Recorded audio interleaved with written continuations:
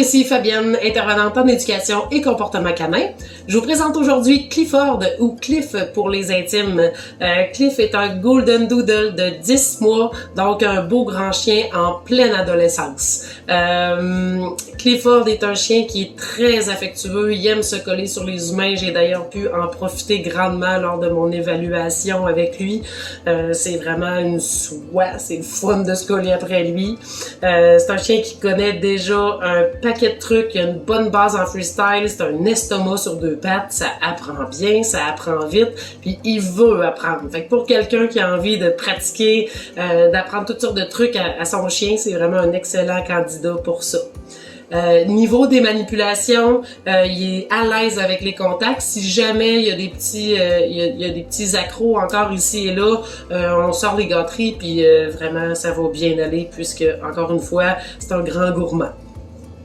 Il aime jouer à la balle, il aime jouer au frisbee, il aime jouer au ballon, il aime togger.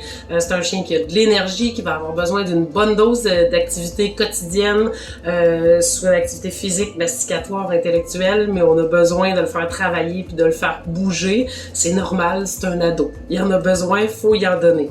Il est social avec les autres chiens, mais dans un environnement qui sera complètement contrôlé parce que le grand enjeu qu'on a avec Clifford, c'est qu'il fait de la protection de ressources sur des objets qui volent ou qui trouvent. Donc, autrement dit, si vous êtes à la maison, il vole un objet, puis après ça, il va s'en aller le protéger, il va grogner, il va montrer les dents, il peut aboyer aussi.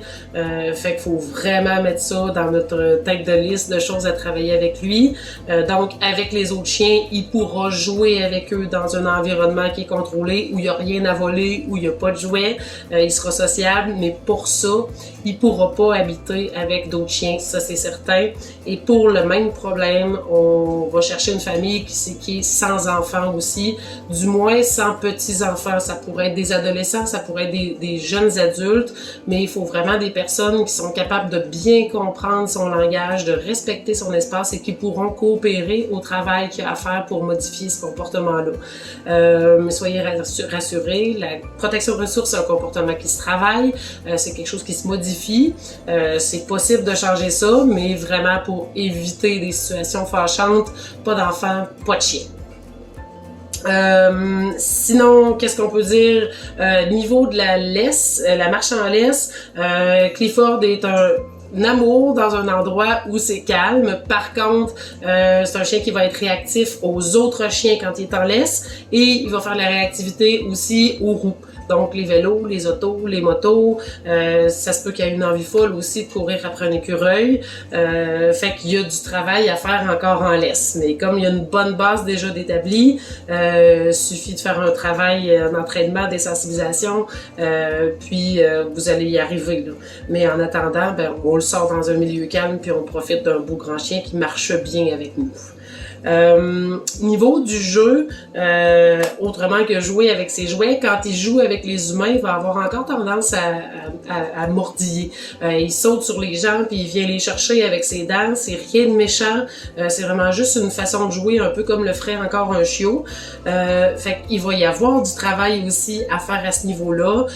Travail pour l'accompagner, lui enseigner comment mieux jouer avec les humains. C'est une des autres raisons pour laquelle on veut pas qu'il y ait des jeunes enfants à côté de lui parce que Clifford est grand.